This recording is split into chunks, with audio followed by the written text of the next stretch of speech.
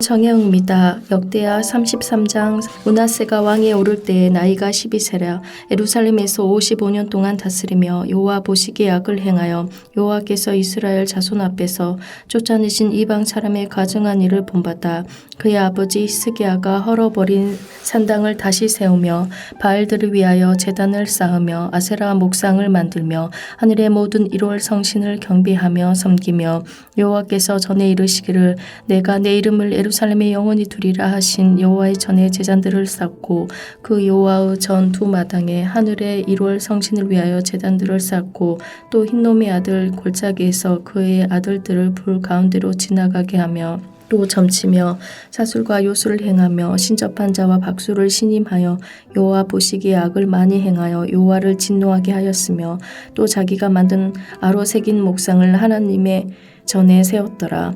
옛적에 하나님이 이 성전에 대하여 다윗과 그의 아들 솔로몬에게 이르시기를 내가 이스라엘 모든 지파 중에서 택한 이 성전과 예루살렘에 내 이름을 영원히 둘지라.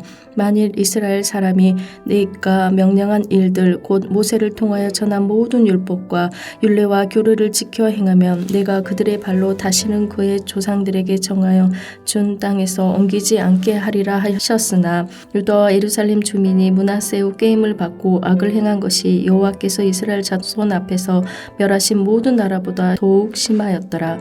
여호와께서 므낫세와 그의 백성에게 이르셨으나 그들이 듣지 아니하므로 여호와께서 아수르 왕의 군대 주의 장관들이 와서 치게 하심에 그들이 므낫세를 사로잡고 쇠사슬로 결박하여 바벨론으로 끌고 간지라. 그가 환난을 당하여 그의 하나님 여호와께 간구하고 그의 조상들의 하나님 앞에 크게 겸손하여 기도하였으므로 하나님이 그의 기도를 받으시며 그의 간구를 들으시사 그가 예루살렘에 돌아와서 다시 왕위에 앉게 하시며 므낫세가 그제서야 여호와께서 하나님이신 줄을 알았더라.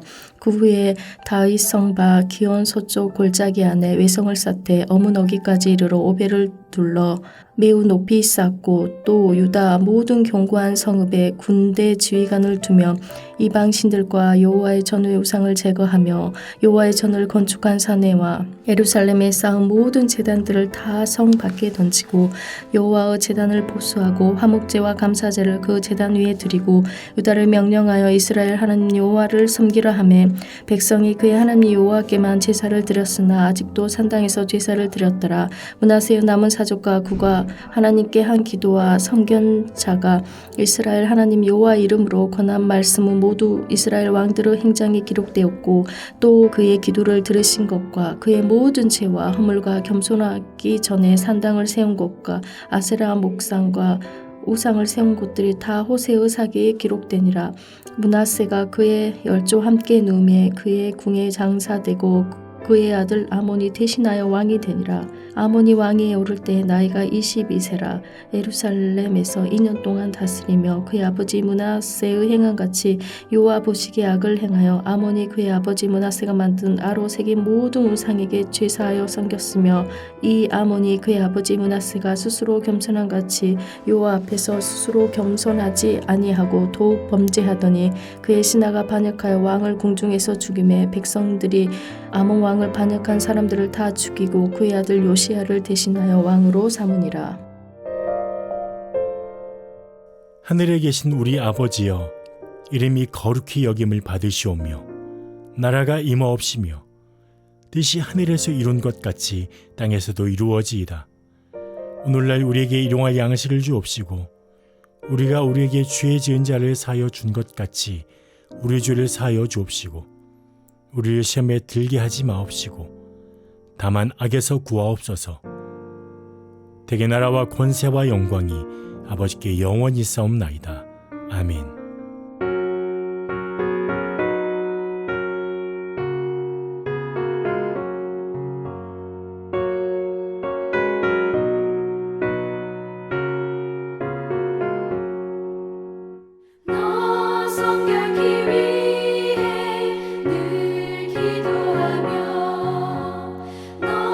주 안에 있어 늘 성경 보고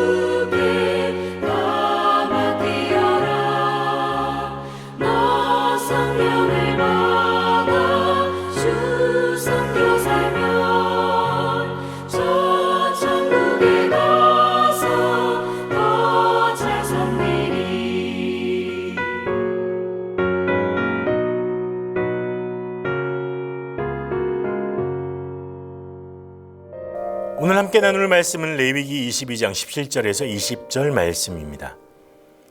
여호와께서 모세에게 말씀하여 이르시되 아론과 그의 아들들과 이스라엘 온 족속에게 말하여 이르라. 이스라엘 자손이나 그 중에 거류하는 자가 서원 제물이나 자원 제물로 번제와 더불어 여호와께 제 예물로 드리려거든 기쁘게 받으심이 되도록 소나 양이나 염소에 흠 없는 수컷으로 드릴지니 흠 있는 것은 무엇이나 너희가 드리지 말 것은 그것이 기쁘게 받으심이 되지 못할 것임이니라. 아멘. 평생 농사에 자신의 열정을 쏟았던 한 집사님이 있습니다. 이제 나이가 들어서 점점 일하기가 힘들어졌습니다. 하지만 대학에 다니는 아들이 방학이 되면서 고향으로 내려와 집으로 내려와 농사일을 도와줄 때는 큰 위안과 힘이 됐습니다. 그 해에도 서로 밭을 갈고 있는데 때마침 여름 방학이라 아들이 내려왔습니다. 그래서 이 집사님은 아들에게 밭 가는 법을 가르쳐 주면서 말합니다.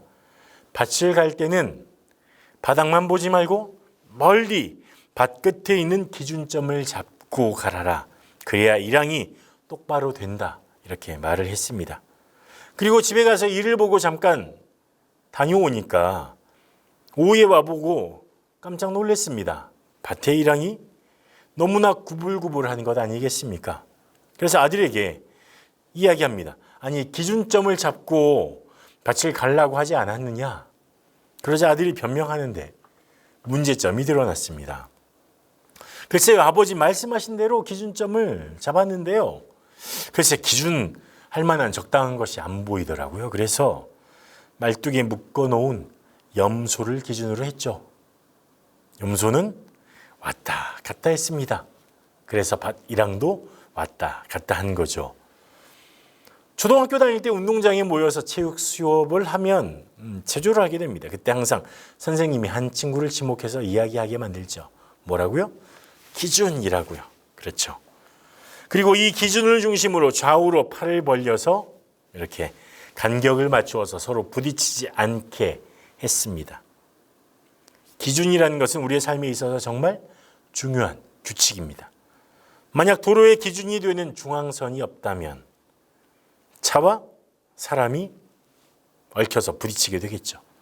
신호등이라는 기준이 있기 때문에 우리는 그 기준에 맞추어서 좌회전도 하고 직진도 하고 유턴도 하고 우회전도 할 수 있습니다. 우리의 신앙, 하나님과의 관계에 있어서도 기준이 있습니다. 그 기준은 무엇이냐? 우리를 구원하신 하나님을 기쁘시게 하는 것. 그 삶의 기준을 우리에게 오늘 본문이 보여줍니다. 첫 번째 어떤 기준일까요? 하나님은 모든 백성이 하나님의 기쁨이 되길 원하신다는 기준입니다. 레위기 22장 17절에서 25절은 하나님께 예물을 드릴 경우에 흠없고 온전한 동물을 드려야 함을 강조하고 있습니다. 하나님이 여기에서 제사장으로 하여금 회막에서 사역을 감당할 때 금지된 희생동물의 목록을 제시합니다. 제사장은 자신이 거룩해야 할 뿐만 아니라 하나님께 드리는 희생 제물 역시 흠이 없어야 한다고 말합니다. 하나님은 왜 흠 없는 제물을 요구하실까요? 하나님께서 흠 없는 제물을 강조하시는 것은 바쳐지는 제물이 흠 없고 온전한 것처럼 경배의 대상인 하나님도 절대적으로 순결하시고 온전하신 분임을 우리에게 보여주기 위함입니다. 그 흠없는 제물을 받으시는 하나님이 온전하신 분이시다. 제사장의 온전성과 희생제물의 온전성은 그 자체의 목적이 있는 것이 아닙니다. 이를 통해서 하나님은 자신의 온전함과 더불어서 이스라엘 백성 또한 하나님의 온전함으로 나아올 수 있도록 하는 목적을 가지고 계십니다. 하나님께서 제사를 드리는 주체인 하나님의 백성과 그의 제물, 또 이를 대리해서 흠없는 제물을 하나님께 드리는 흠없는 제사장. 이 구조가 흠이 없음, 이것이 목적이 아닌 하나님의 기쁨의 목적이 있다는 사실을 우리는 알아야 합니다. 흠이 없다는 이것은 조건이죠. 목적은 하나님을 기쁘시게 해 드리는 것입니다. 하나님의 기쁨이 되는 제사는 제물의 흠 없음에 기초하는 것만이 아닙니다. 그 관계, 하나님과 하나님의 백성의 언약에 기초한 것입니다. 제물이 흠이 없기 때문에 하나님이 기뻐하시는 것이 아니라 그 제물을 가지고 나오는 백성과 하나님과의 관계 때문에 하나님이 그 제물을 받으시고 기뻐하시는 것이라는 것이죠. 결국 하나님께서는 흠 없는 제물을 받으시는 이유, 그것은 바로 이스라엘 백성과의 언약, 약속을 통해서 이스라엘 백성이 하나님의 백성임을, 하나님의 소유임을 알도록 하는 것에 있습니다. 이 제물을 가지고 나오는 행위, 흠 없는 제물을 가지고 하나님 앞에 나오는 행위를 통해서 하나님의 백성됨을 인정받고 하나님의 기쁨이 되는 삶으로 나아가게 되는 것입니다. 그리고 이스라엘 백성이 온전치 못한 죄악에서 벗어나서 흠 없는 하나님의 백성이 되길 바라는, 하나님의 기쁨이 되길 바라는 마음이 여기에 담겨 있습니다. 우리가 둘째로 기준을 살펴보면, 둘째 기준은, 하나님의 기쁨이 되는 기준은 재물이 아닌 관계에 있다는 사실입니다. 우리는 본문을 보면서 흠이 없어야 하는 이 재물에 집중하게 됩니다. 소나 염소나 양이나 수컷, 이런 재물의 종류에 대해서 집중하게 되죠. 하지만 우리가 자세히 들여다 봐야 할 것은 예물을 드리는, 재물을 드리는 주체입니다. 흠 없는 재물을 준비하고 재물을 가지고 나오는 그 하나님의 백성. 하나님께 재물을 가지고 나아온다는 것은 하나님께 나아갈 이유가 있다는 것입니다. 하나님께 서원한 것을 이행하기 위해서, 약속을 이행하기 위해서, 또는 하나님께 감사한 제목들이 있어서 가지고 나오는 것이죠. 그래서 그 재물이 핵심이 아니라 그 재물을 가지고 나오는 이 사람의 순종, 이 사람과 하나님과의 관계가 핵심인 것입니다. 사무엘상 15장 22절에 그래서 이렇게 말씀하잖아요. 여호와께서 번제와 다른 제사를 그의 목소리를 청종하는 것을 좋아하심같이 좋아하시겠나이까. 순종이 제사보다 낫고 듣는 것이 수양의 기름보다 나으니. 하나님의 목소리에 귀를 기울이는 것, 순종하는 것, 관계의 문제죠. 그것이 재물보다 낫다는 것입니다. 하나님이 원하시는 것은 재물이 아니라 하나님의 음성에 귀를 기울이는 것입니다. 수십, 수백, 수천의 재물이 아니라 하나님 앞에 순종하고 그 말씀을 귀를 기울이고 말씀을 마음에 담아 그렇게 살아가려고 결단하고 헌신하는 삶을 하나님이 기뻐하신다는 것입니다. 하나님은 우리와 올바른 관계, 친밀한 관계를 원하십니다. 하나님의 말씀에 귀를 기울이고 하나님 말씀에 응답하여 순종하는 삶을 원하십니다. 그리고 우리의 순종은 재물과 연결돼서 나타나는 것입니다. 말로만 하고 끝나는 순종이 아니라 하나님 앞에 드리는 재물에 나타납니다. 왜냐하면 이 사람이 하나님 앞에 재물을 가지고 나아갈 때 어떻게 할까요? 흠이 있는지 없는지 세세히 들여다보고 고르지 않을까요? 그 과정에서 하나님의 은혜를 생각하고 하나님을 바라보게 되는 것입니다. 재물을 가지고 재물을 살펴보며 그 재물을 끌고 나아가는 과정 가운데서 하나님이 어떤 분이신지, 하나님이 내 삶에 어떻게 행하셨는지를 기억하고 고백하는 삶을, 그래서 그 재물을 기쁨으로 하나님 앞에 드리는 삶으로 나아가게 되는 것입니다. 입으로뿐만 아니라 재물을 통해서 하나님의 살아계심을, 하나님이 나의 하나님이심을 고백하게 되는 것이죠. 이게 순종의 온전한 내용이 되는 것입니다. 그래서 이 순종은 하나님의 기쁨이 되는 삶으로 나아가는 가장 중요한 기준이 되는 것입니다. 이 기준은 우리의 삶의 환경과 상관없이 이루어져야 합니다. 때로 우리의 삶이 어려움에 처할 때도 하나님은 그때에도 하나님이 우리의 기쁨이심을, 그리고 우리의 순종의 이유이심을 우리에게 요청하십니다. 찬송가 중에 나의 기쁨 나의 소망 되시며 라는 찬송이 있습니다.